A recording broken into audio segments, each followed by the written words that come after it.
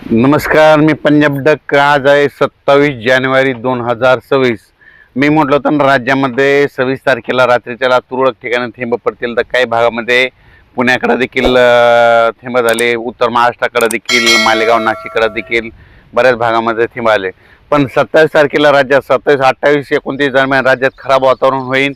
आणि मी म्हटलं होतं ना, तर 27 तारखेला पाऊस कुठं पडेल. तर परत एकदा सांगतो, आज रात्रीच्याला म्हणजे 27 आणि 28 ह्या 2 दिवसामध्ये सांगली जिल्हा, सोलापूर जिल्हा, सातारा जिल्हा, कोकणपट्टी, त्याच्यानंतर जत, पंढरपूर, सोलापूर जिल्हा, धाराशिव जिल्हा, त्याच्यानंतर अहिल्यानगर, बारामती, श्रीगोंदा, त्याच्यानंतर कडाष्टी, बीड, लातूर जिल्हा, परभणी जिल्हा, त्याच्यानंतर संभाजीनगर, जालना जिल्हा, त्याच्यानंतर जळगाव जिल्हा, नाशिक, धुळेगाव, मालेगाव, शिरूर ह्या पट्ट्यामध्ये आज मात्र मध्यरात्रीच्याला तुरळक ठिकाणी पावसाची शक्यता आहे.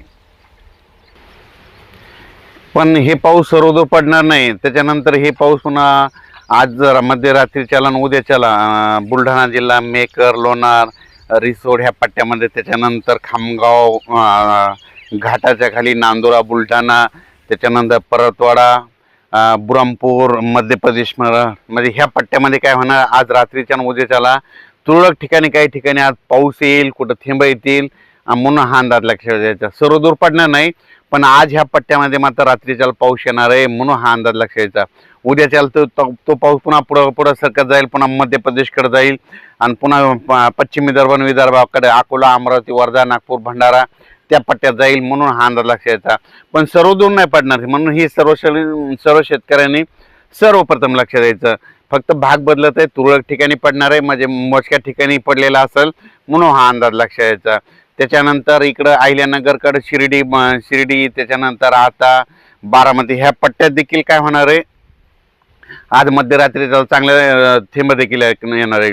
वीट उत्पादकांना सांगू इच्छितो, तुम्ही दुपारनंतर तुम्ही तुमच्या विटा झाकून घ्या. कारण जे तंबाखूचे निपाणी कर्नाटकचे शेतकरी त्यांना सांगू इच्छितो की तुम्ही कांदा असेल, तुमची तंबाखू असेल तर आजच्याला झाकून ठेवा. कारण की राज्यामध्ये आज म्हणजे रात्रीच म्हणजे कर्नाटकच्या उत्तर कर्नाटककडे जरा जास्त पाऊस पडणार आहे आणि पश्चिम कर्नाटककडे एक असणार आहे आणि पूर्व कर्नाटककडे कमी पडेल म्हणून हे लक्षात द्यायचं. म्हणजे बेळगाव साईड ह्या पट्ट्यामध्ये पाऊस राहणार आहे, निपाणीकडे राहणार आहे, जतकडे राहणार म्हणून हे त्या शेतकऱ्यांनी लक्षात द्यायचं.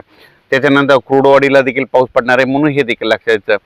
पण राज्यात सांगायचं झालं तर हा पाऊस सर्वदूर नाही, फक्त मी म्हटलं होतं वातावरण खराब होणार आहे आणि काही ठिकाणी पाऊस पडणार आहे म्हणून सर्वप्रथम हा अंदाज लक्षात द्यायचा.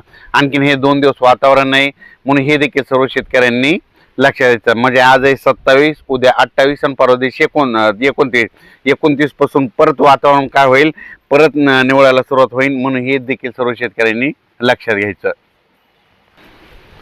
तर आज तुम्ही पाहू शकता, जर तुम्ही कुठं बाहेर वातावरणात गेले असाल तर बघा, आज पुरेकून वारे येतील. पुरेकून जोराजोरानं वारे आले, वावटूळ आली की समजायचं असं या 2-3 दिवसात पावसाचं वातावरण